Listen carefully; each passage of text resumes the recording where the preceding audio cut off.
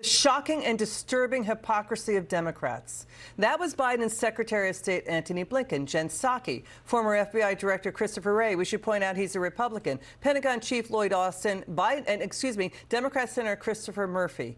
Their hair was on fire. They were in panic mode when Joe Biden was in office. They had been warning repeatedly for 4 years Iran will get a nuclear weapon within weeks, warning that would be catastrophic for the entire world. But now Democrats are attacking Trump, wildly claiming Iran is not a threat. Again, after Democrats for years said to the world, said to America, yes, Iran is a threat. Let's bring back to the show GOP Texas Congresswoman Beth Van Duyne. Congresswoman, this is really shocking, disturbing hypocrisy. Yeah. Because not only did they not stop Iran, the Obama and Biden White House gave Iran access to tens of billions of dollars, and now they're attacking Trump for stopping Iran, what they did not do.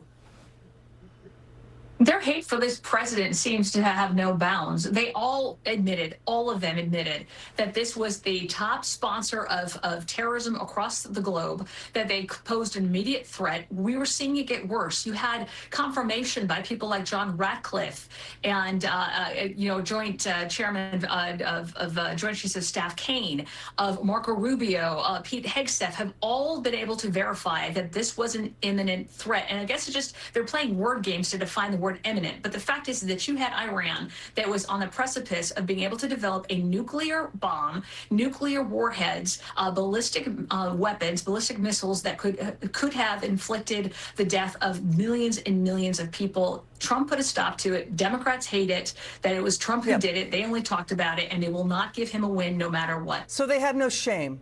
This is a disgrace. No. This is a national disgrace. It truly is. This is power mongering just for their own need and desire to win Washington, to be in power in D.C. during a time of war. The issue is Iran is run by theocratic zealots who have raped women to death, who have gouged out the eyes of children and women, and terrorized and slaughtered their own people, killed people in their Middle East neighbors. The Gulf states do oppose Iran's terror regime. By the way, sit tight. Let's get your reaction to Secretary of State Marco Rubio here with ABC's George Stephanopoulos. Watch this.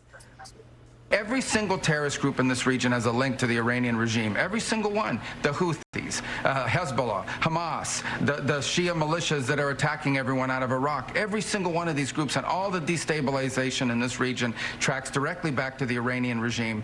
And if Iran had been willing to address those in the past, we wouldn't be having this interview on this topic right now. Their refusal to do so and their continuing move towards one day acquiring a nuclear capability, these people are lunatics. They are insane. They are religious zealots who can never be allowed to possess a nuclear weapon because they have an apocalyptic vision of the future, and all of their neighbors know that, by the way, which is why all of their neighbors have been supportive of the efforts we're conducting. This operation, okay, and that's what this is, about very specific objectives. The president laid them out on the first night of the operation. I'll repeat them to you now because I hear a lot of talk about we don't know what the clear objectives are. Here they are. You should write them down. Number one, the destruction of their Air Force. Number two, the destruction of their Navy. Number three, the severe diminishing of their missile launching capability, and number four, the destruction of their factories so they can't make more missiles and more drones to threaten us in the future. All of this so that they can never hide behind it to acquire a nuclear weapon. We are on pace and in fact ahead of schedule on some of those things, and we are going to achieve those things in a number of weeks, not in a number of months.